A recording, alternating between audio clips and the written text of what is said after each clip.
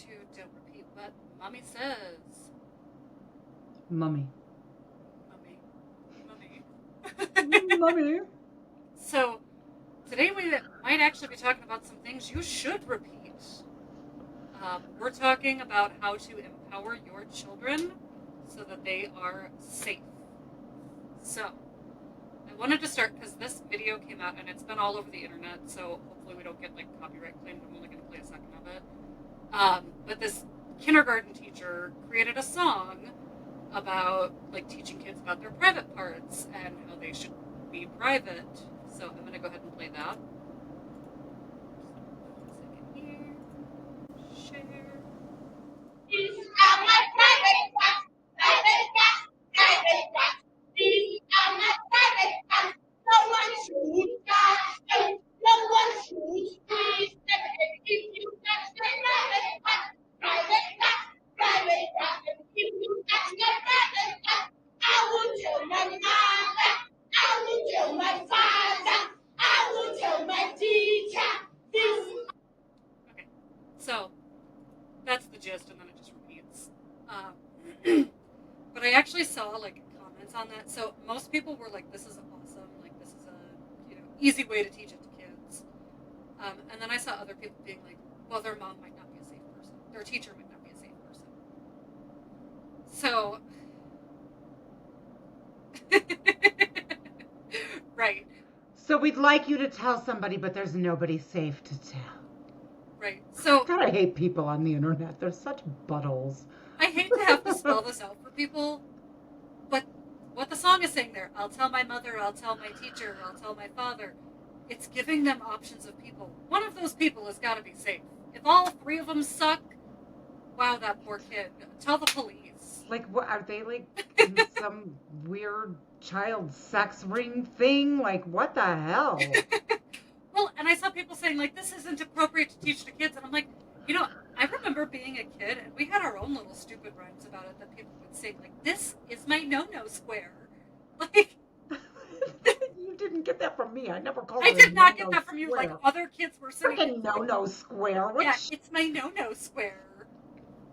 Yeah, it was some stupid rhyme kids used to do. I don't know, but I'm like, so this has existed before this teacher. She just made it catchy. Right? And gave people, like, ideas of what to do if something happens. Right. Which, and made a song out of it, which is very helpful for children.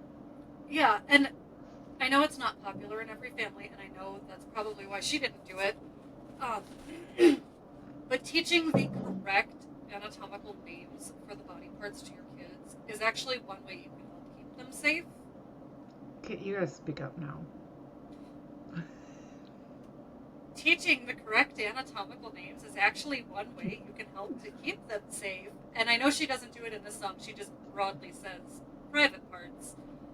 But that is actually one thing that is recommended now to do is make sure your kids know what is that part of the body actually called. Okay. Oh, you want me to say something? What do you want me to say something about I it? thought you had something about that. No, I mean, no, I got nothing. I don't care. We don't care about keeping your kids safe. I care about keeping kids safe, but I don't want to walk around talking about penises and vaginas. It's not my forte. Sorry. Well, and so like yes, you can use the anatomical name, but let's be honest, no kid is walking around going, "You touched my gluteus maximus." Like you can just say butt. It's fine. But I can't quit saying but now. But like these are things I know it's a thing. They should know the correct words. I didn't do that really. I don't believe. For the most part, but I also will use some slang. Like I'm not going to be like, we keep our penis in our pants. I'll be like, cover your crotch up, kid. Like, Yeah, I think we used crotch a lot. Well, and the issue with Interchangeably, put your crotch away and don't be a crotch. But I mean, I think that's still better than some of the like euphemisms people start using. Like the pody? The pody, the cookie, Yeah. I don't know. I can't think of any other ones, but I know those are ones where like things can get misconstrued really easily if something, God forbid, does happen. And Yeah. I think I've talked about it. No, it's probably fine to, say the correct names for anatomy, but if you can't do that, I understand. At least go with something that's very clear about what you're talking about. So, Yeah, I suppose if a kid comes up to you and they're like, so and so touched my cookie, somebody's like, well, tell them to give you your Oreo back. You know what I mean? Like, right. So, a like, little muddy. Yeah. At least crotch is commonly understood. It is the area between your legs. It is your genitals. You know, crack. Crack. Hey, when will I get balls? Now she's got balls and she doesn't want them. So, yeah, kids will come up with their own names sometimes, and those are fun. Yeah. But they should know at least a generalization of what to call those parts of their body.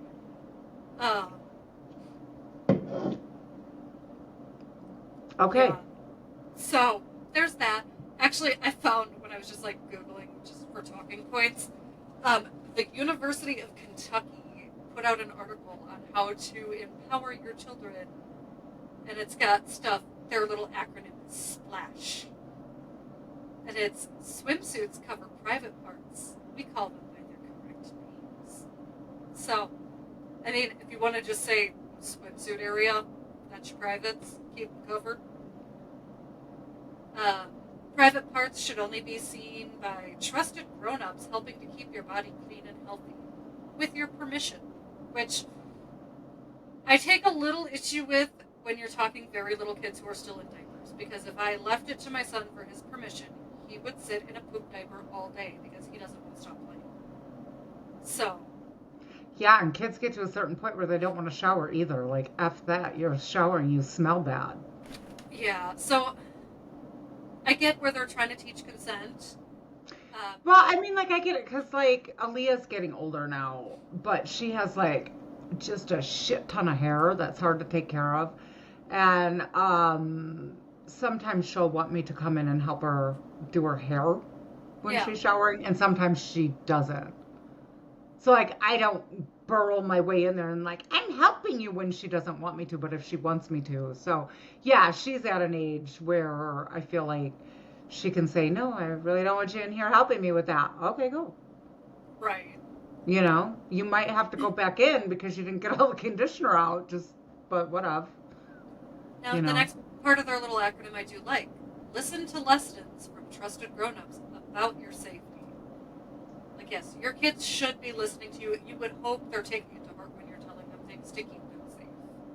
Well, and I mean, empowering children to keep themselves safe doesn't necessarily always mean a situation that's dangerous because of another person. Like, you've got fires, you've got floods, you've got, tornadoes. Just if you end up separated from your parents, if, God forbid, they're out playing with a kid and something happens to that child, when there's so many things that could happen that could end up being an unsafe situation. So it's not always just about self-defense and, bad people out there, which that's very important to teach kids what to do in that situation, but also all the other situations that life can throw at you.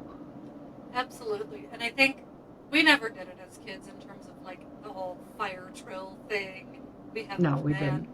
But that isn't a bad thing to do. If it works for you, like, have a plan. Okay, there's a fire. Here are the ways you can get out. Here's how you see if it's safe. Here's where you're going to go to look for me once you get outside or wait for help. Yeah, in our house, it was more about bad people that were going to do stuff. Yeah, but I mean, for the normal mom who's not always thinking somebody's going to break in and be horrible, these are things that are good to practice or things that are good to discuss with your kid and do it repeatedly, even if you do want to have a plan for if somebody breaks in the house. Like, we did have a plan. You get out, whatever is the safest way, and then you get help.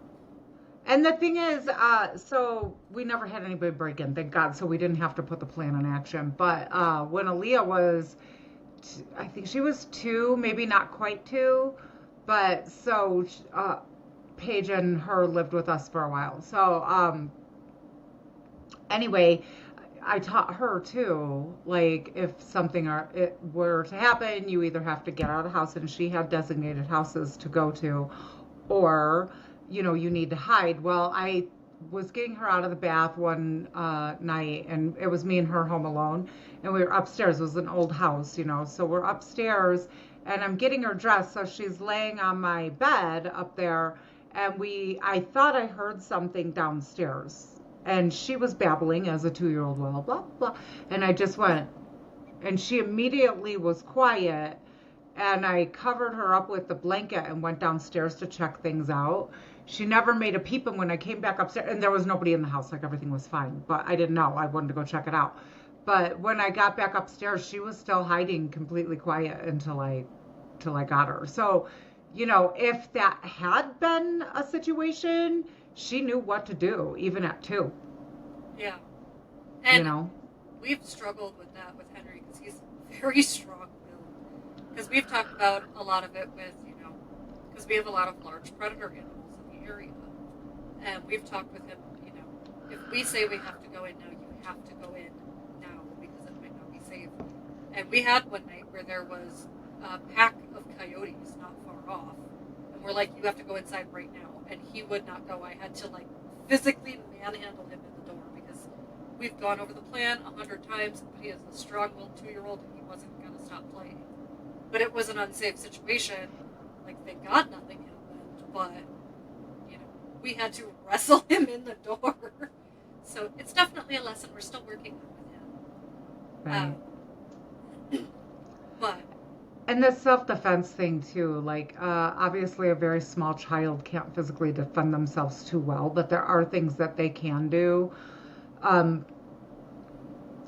Don't always teach your kids to always be obedient, because not every adult is in charge of them.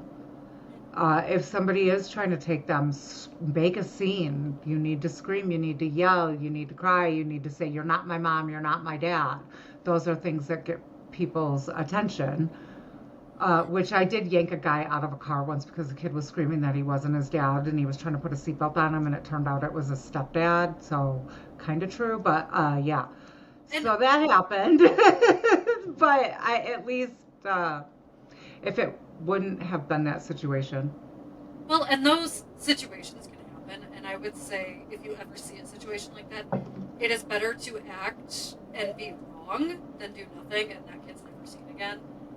Because I know absolutely. There was one guy who actually made a little Facebook post about it. His kid was throwing a tantrum, screaming, making a whole scene, and this lady ended up calling the police. Mm-hmm. He's like, I want to say thank you for caring enough about my child. It is my child. I was not abducting anyone. The police got it all cleared up. Everything was fine. It was, no big deal. But he's like, thank you for caring enough to actually try to get help when you thought maybe something was something untoward was happening. Right. And so those are good things for kids to say. Anything that they can do, bite, kick, whatever. Do not go willingly, my friend. Yeah. Make a scene. Biting. Yeah. So that's what you can teach them when they're very little. As they get older, you can teach them more nuances of self-defense. My girls do know how to defend themselves. We're never going to be as fast or as strong as a man. It is what it is. But I'm not afraid of any man because I really do know how to defend myself. I've had to defend myself. I am still here and unharmed. So eyes, throat, nose if you know how to do it, knees, and the top of the foot. And I know a lot of women's instincts is to go for the family jewels, and all you're going to do is piss them off.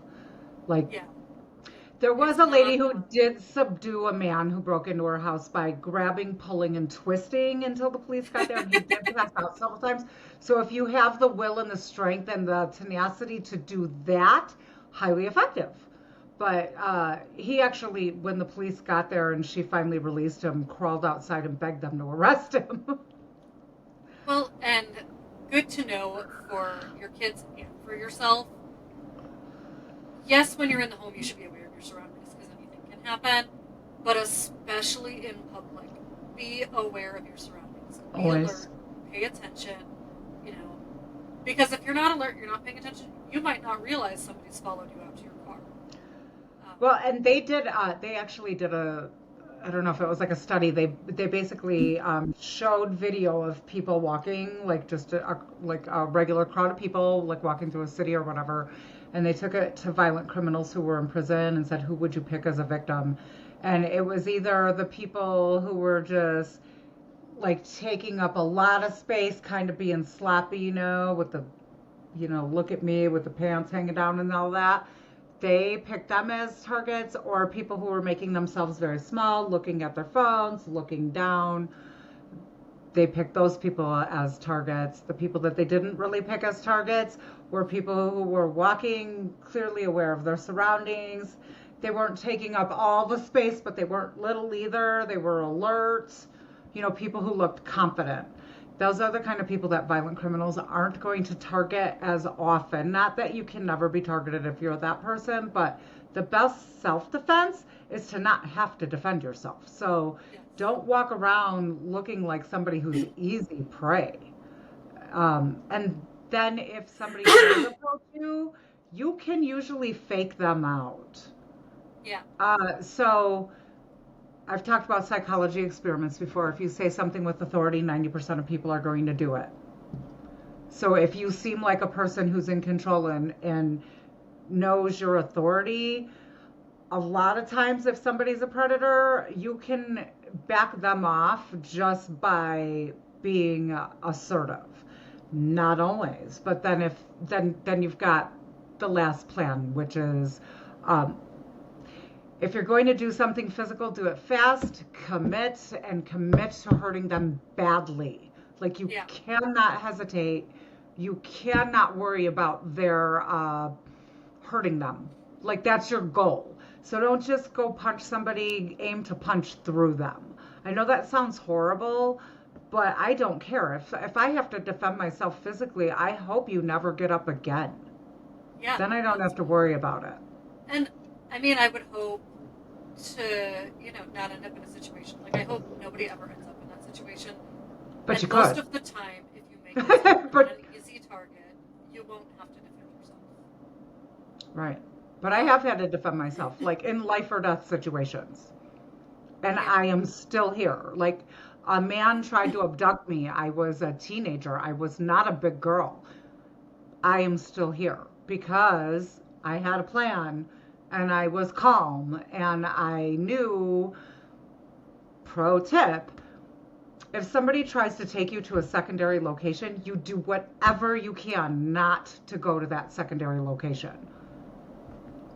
Like, that's just the bottom line. And I knew that as a child because I did learn self-defense very young. And so when that situation happened, I was not about to let that man take me to a secondary location, and he did not. And I did get away, and I was okay. I wasn't even really that traumatized, to be honest with you. I was kind of like, wow, that happened. It was God the damn. 80s. It really was the 80s. We were so like nonplussed. Like, we were very stoic people. Well, and I had those guys who followed me out of Walmart. Yeah. And I was in college, and I turned around. I mean, I'm always prepared, so I had an 11-inch hunting knife in my bag, and I just pulled it out and said, "Come at me, bitch," and they scattered. Right. And I was telling someone about it, and they're like, well, "Weren't you afraid? Why didn't you call the police?" I'm like, I mean, the situation's done and over with. They technically did nothing illegal. Right. I suspected they were doing something untoward or planning something untoward because they followed me. And, or like those three guys that tried to carjack me. Like, yeah. What kind of idiocy is that? I'm in a car. I was like, chicken it is. Here we go. I think that's something a lot of people don't think about unless they've taken like good self-defense classes. Anything can be a weapon. Oh, yeah. If you are in your vehicle and somebody is trying to, from outside of your vehicle, take your vehicle, harm you, get you, whatever, that car is a weapon. use it. Very effective weapon. And And if so, for women and for children, if somebody is going to prey on you, I promise you, they don't have very much respect for you. Like they're predators. They expect you to behave like prey. Okay, and unfortunately, most women and children will behave like prey. But when you don't, it gives you such an advantage because they're so not expecting a reaction. They're not expecting it at all. It gives you that split second where it almost paralyzes them. Like they're not prepared for it. And that little bit of time, you would be surprised, gives you the edge to be able to do something and get away. I mean, because your goal is to get away, right? right. My goal is to make sure they don't get back up, but the goal is to get away. Uh, yeah. Well, and then the guy at the children's hospital who tried to knife you. This is why it's funny. Wrong, Tell the wrong story. day. What? This is why it's funny. You have to tell the story now. Well, yeah, okay, so I'm at the children's hospital. I don't know if my kid's gonna live or die, so I'm really wound tight, right? I haven't had sleep in probably 72 hours and not much sleep before that because this was the fourth time she was in the hospital, and now they're telling me she has to go on chemo, and so I'm not okay, right? So you had to smoke outside, and that was before vaping existed. So I just smoked a lot of cigarettes, which I know is bad and wrong, and I'm all about health, but I don't care about my lungs. But my ass looks good, my lungs not so much. But actually, they do look good. They keep X-raying them because they're just convinced I'm going to have lung cancer someday. But Yeah. and I might, you don't know. So anyway, I'm outside in the gazebo at 6 o'clock in the morning, smoking a cigarette, and some dude there's like a parking garage. It's in Chicago, right? So he comes walking from the parking garage, and he has to cross the street, and he has like a newspaper over his hand, kind of. And he gets to, like not quite the sidewalk that's like kind of down from the gazebo. And he says, "Can I have a cigarette?" And I said, "No." And then he keeps walking up there. He asked me a second time, and I go, "No." And I stood up, and then he asked me a third time. I go, "If you come any closer to me, I'm going to kick your ass." So he kept walking toward me, so I went at him. Like I charged him. So he freaked out, drops the newspaper, and drops a knife. So clearly he had nefarious intentions, which pissed me off. Like, pissed me off.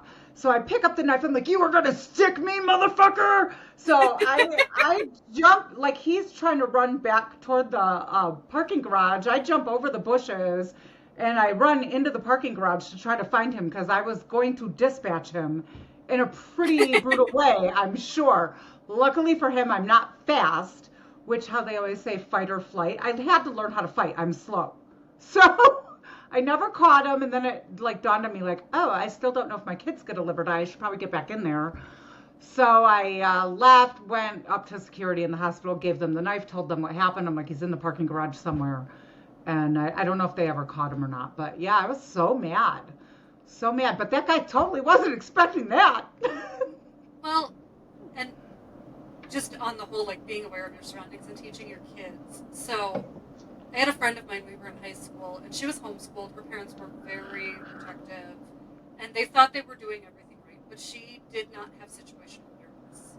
So her parents allowed her to come out with me. We were at this, like, concert thing, and this guy was being creepy the whole night, and I knew he was watching us. I knew he was just, everything about him was giving red flag behavior.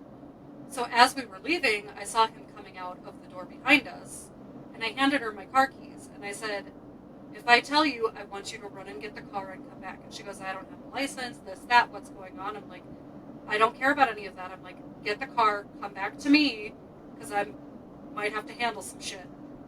Thankfully, it was just a coinky-dink. The guy left when we did, because he did not approach us. He ended up going to a different parking area. But she had no awareness that anything was going on that set off that red flag to me. So, like, her parents thought they were doing a great thing by keeping her so sheltered, but she had no situational awareness. And, like, had we not been there together, I don't know how that would have turned out. Well, and that's the thing. Like, I think a lot of people, when I was raising my daughters, they're like, "Well, you're just like this because you had trauma." It's like, no, I was pretty much like that because I was raised that way. Like, my dad, he was in the military, and he really drummed it into me, like, women get preyed on, don't be the antelope. Like, I thought he was a bit of a wackadoo, but it did save my life. And I've had several situations. I know not everybody lives a life where they ended up in a dangerous situation as much as I have, but the reason was I was married to a drug runner. So yeah, I came across a lot of really dangerous people because of the lifestyle that I was in that I wasn't aware of because like as street smart as I was so naive when I married. That guy was young. Um, like I had a guy pull a gun on me. I've since realized I was at a drug deal that went bad. But at the time, I didn't know. He told me that we were going to see a friend of his, and this was again in Chicago. And then all of a sudden, this guy started like being a jackwagon to my ex-husband, who was my husband at the time. So I get up and I'm like, "What kind of friends do you have?" Whatever. And he's like, sit down, sit down. And I'm like, "I'm not going to sit down," And I was like all of 17, 18 years old at the time, maybe 19. I think it was 19. I think we were married. I think we were already married. Anyway, but I was like 19.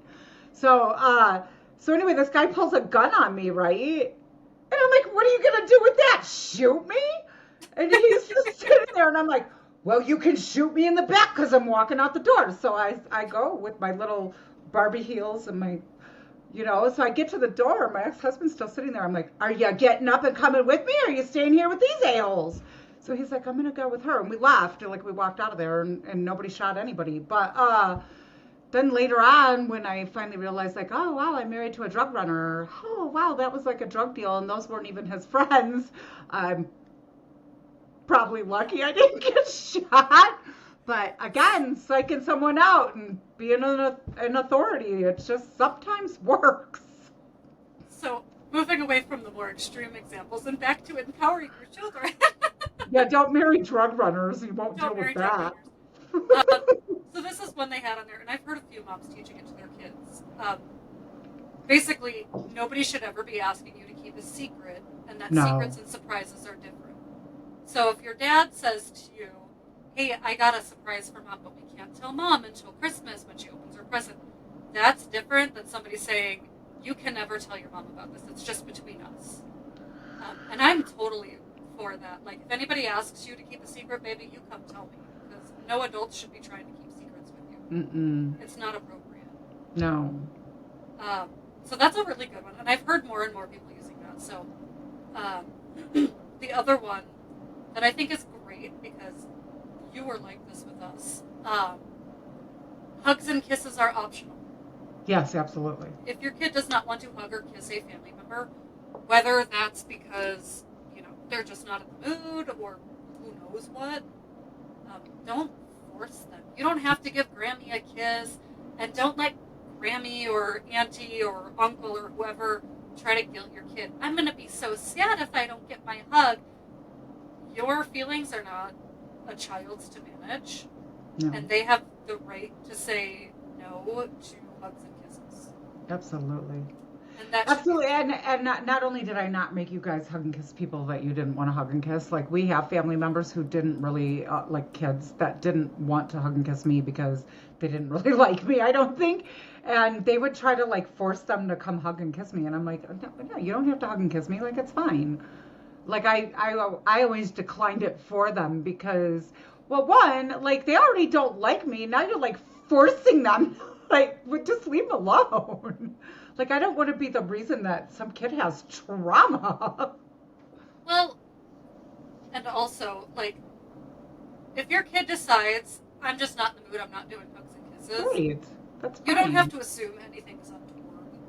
But if your kid's always acting weird around a certain family member, and maybe they're really loving with other people, that might be something where it should raise a little bit of a red flag, too. Should it? Because Mackenzie never wanted to, like, she hated me. Well, she hated you. That was different. Like, I never did anything to the kid. I stayed away from her. I'm like, oh. I'm not saying anything untoward. Good kid. Maybe your kid just doesn't like that person. Right.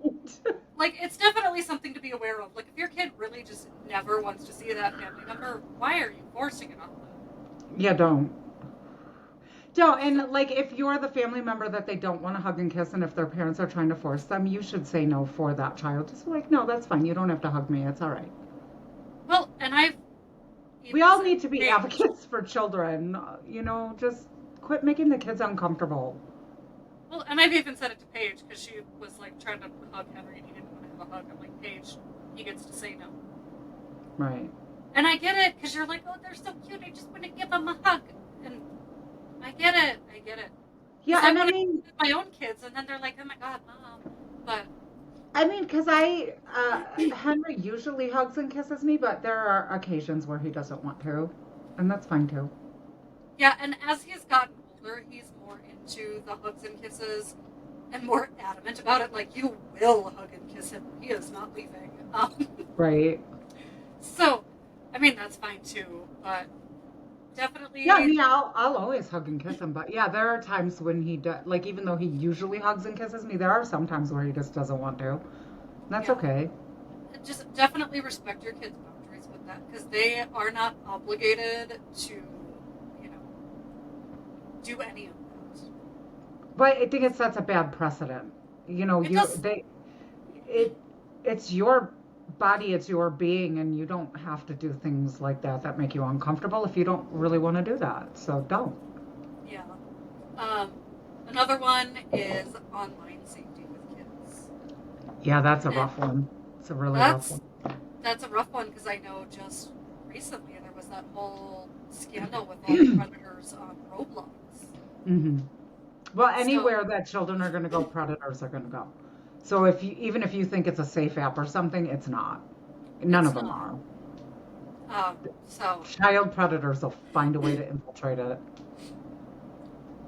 yeah. So I don't have a whole lot of good tips on parenting with online safety because my kids aren't old enough to.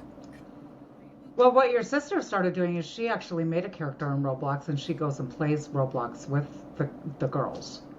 Yeah. So she's actually on there when they're on there a lot of times, and they think it's great. Like, they helped her with her avatar and all kinds of Yeah. stuff. So she can pop in the game and see what the hell's going on.